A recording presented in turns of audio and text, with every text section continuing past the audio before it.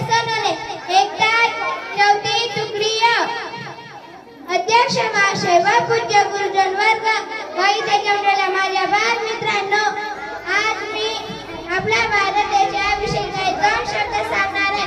ते तुम्ही शांत चित्ताने ऐकावे अशी माझी नम्र विनंती.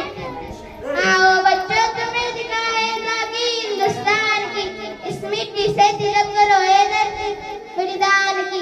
असं गौरवाने आपल्या माता पितांना गुरुजनांनी सांगावं की आपला भारत देश अतिशय शालीन व संस्कृती परंपरेने लाभलेला आहे.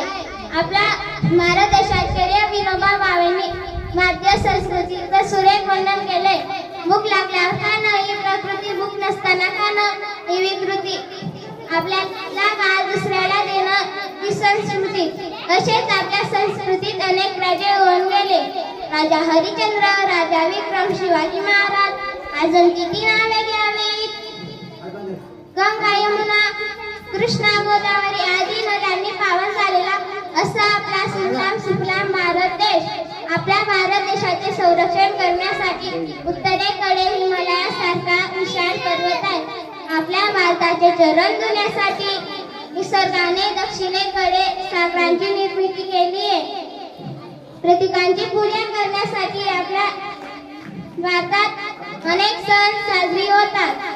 दसरा, दिवाळी, ईद, ख्रिसमस, वैशाखी सुद्धा साजरी होते.